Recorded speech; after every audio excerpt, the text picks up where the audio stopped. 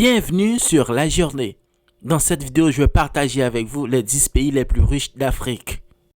Ces pays représentent certains des plus grands moteurs économiques d'Afrique, mais chacun rencontre des défis uniques, allant de l'inégalité sociale et politique à des tensions internes. Alors que certains sont riches en ressources naturelles, d'autres ont réussi à diversifier leur économie et à se concentrer sur des secteurs tels que la technologie ou les services. L'avenir de ces nations dépendra largement de leur capacité à gérer leurs défis économiques, politiques et sociaux, tout en favorisant une croissance inclusive et durable. Alors, nous allons commencer avec le numéro 10. En 10e position, nous avons Tanzanie. La Tanzanie est une économie en développement avec des secteurs importants de l'agriculture, le tourisme, les minerais et l'énergie. Le pays bénéficie d'une stabilité relative, alors ce qui encourage les investissements étrangers. Sur le plan social, bien que la Tanzanie ait fait des progrès dans l'accès à l'éducation et à la santé, des défis persistent en matière de pauvreté et d'inégalité sociale. L'agriculture demeure la principale source de subsistance pour une grande partie de la population. Sur le plan politique, la Tanzanie a un système politique multipartite stable, mais sous le président John Magufuli, le pays a vu une politique autoritaire croissante, avec une répression de l'opposition et des médias. En 9e position, nous avons Éthiopie.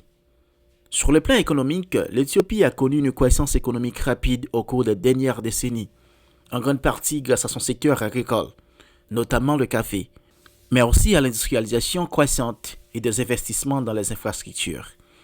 Sur le plan social, bien que des progrès aient été réalisés dans la réduction de la pauvreté, mais jusqu'à présent, l'Éthiopie reste beaucoup à résoudre. L'accès aux soins de la santé et à l'éducation est limité, en particulier dans les régions rurales. Sur le plan politique, l'Éthiopie est une fédération, mais le pays a récemment traversé une période de turbulence politique avec des tensions ethniques et des conflits internes. Le Premier ministre Abiy Ahmed a lancé des réformes ambitieuses, mais la situation reste instable. En 8e position, nous avons Ghana.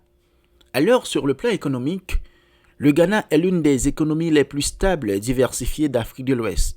Le pays est un important producteur de cacao, d'or et de pétrole.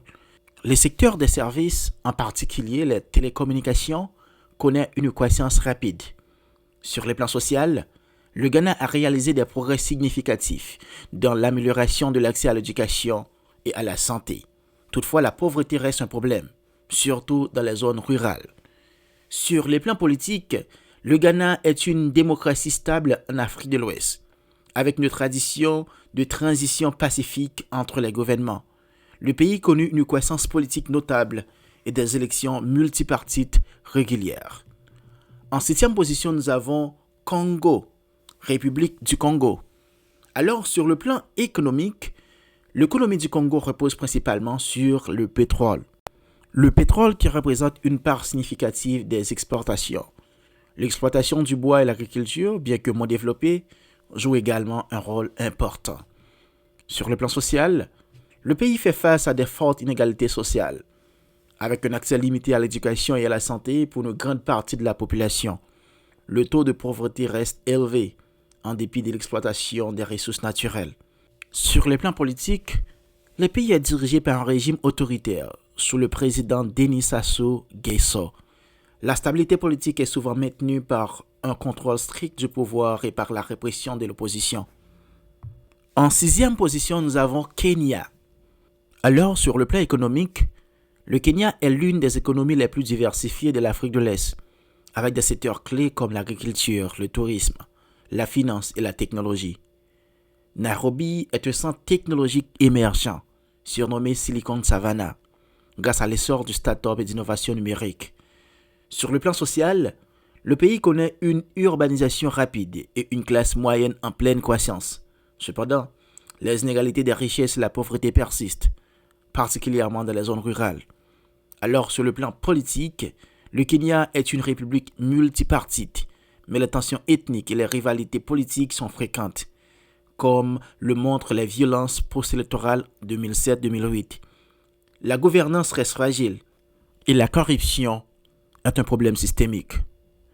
En 5e position, nous avons Angola. Sur le plan économique, l'Angola est l'un des plus grands producteurs de pétrole en Afrique. L'exploitation pétrolière et le gaz naturel dominent l'économie, mais l'agriculture et les services connaissent également une certaine croissance. Cependant, la baisse des prix du pétrole a fortement affecté l'économie angolaise ces dernières années. Sur le plan social, l'Angola reste un pays avec des disparités sociales profondes, malgré une croissance rapide des infrastructures dans certaines régions. Le pays est en reconstruction après une longue guerre civile, de 1975 à 2002. Et bien que les progrès en matière de santé et d'éducation aient été réalisés, la pauvreté reste un problème majeur. Sur le plan politique, le pays est dirigé par le Parti du Mouvement populaire de libération de l'Angola. Et bien que des réformes aient été entreprises pour favoriser une grande ouverture politique, l'Angola reste un État largement autoritaire. Alors, en quatrième position, nous avons Algérie. Sur le plan économique, l'Algérie est riche en hydrocarbures, qui représentent plus de 90% de ses exportations. Cela en fait l'un des pays les plus riches en Afrique, mais aussi l'un des pays dépendants des exportations de pétrole et de gaz. Les autorités cherchent à diversifier l'économie, mais des progrès dans ce domaine restent lents. Sur le plan social, l'Algérie est confrontée à des défis tels que le chômage, en particulier parmi les jeunes, et la lente amélioration des infrastructures sociales.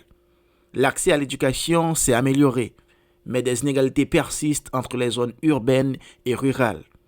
Sur le plan politique, après des décennies de régime autoritaire, l'Algérie a vu un changement en 2019, avec la démission du président Abdelaziz Bouteflika, après des manifestations populaires.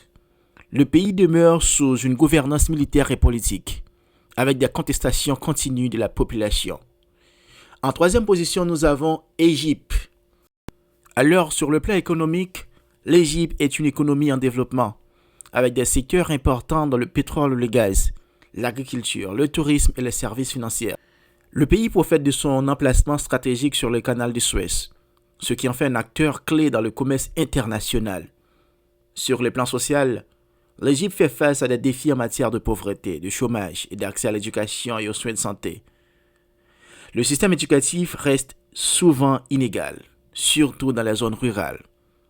Sur le plan politique, depuis la révolution de 2011, l'Égypte a traversé une instabilité politique majeure, suivant d'un retour au régime autoritaire sur le président Abdel Fattah el-Sisi. Les libertés civiles sont restreintes et des tensions existent entre l'État et les groupes d'opposition. En deuxième position, nous avons l'Afrique du Sud. Sur le plan économique, l'Afrique du Sud est une économie diversifiée, avec des secteurs clés tels que l'exploitation minière, notamment l'or, les diamants et le charbon, l'agriculture, l'industrie automobile et les services financiers. Le pays fait partie du BRIC, un groupe de pays émergents à forte croissance économique. Alors toutefois, la récession et le chômage élevé ont ralenti la croissance dans les dernières années. Sur le plan social, l'Afrique du Sud est marquée par une forte inégalité sociale, un héritage de l'apartheid. Bien que l'éducation et la santé se soient améliorées, des défis persistent, notamment la pauvreté et la violence dans les zones urbaines. Sur le plan politique, la politique sud-africaine est dominée par le Congrès national africain.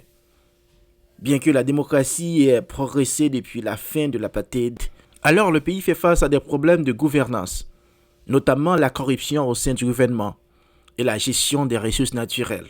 En première position, le pays considéré comme le pays le plus riche de l'Afrique, donc c'est le Nigeria. Sur le plan économique, le Nigeria est la plus grande économie d'Afrique en termes de produits intérieurs bruts, largement grâce à ses vastes réserves de pétrole et de gaz naturel.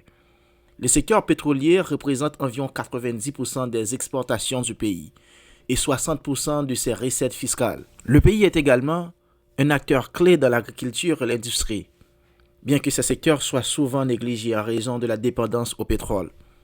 Sur le plan social, le Nigeria, avec plus de 200 millions d'habitants, est le pays le plus peuplé du continent. Cependant, il souffre d'inégalités sociales et de pauvreté élevée. L'accès aux soins de santé et à l'éducation est inégal, et la corruption endémique aggrave ces défis. Alors, sur le plan politique, le pays est une république fédérale. Et bien que le Nigeria ait connu une transition démocratique réussie, après des années de régime militaire, il reste confronté à des tensions ethniques et aussi à l'instabilité politique et à une insurrection violente menée par Boko Haram dans le nord du pays. Alors, si vous avez regardé cette vidéo jusqu'à la fin, n'hésitez pas à laisser un like et aussi abonnez-vous donc pour ne pas rater aucune de nos prochaines vidéos. Merci.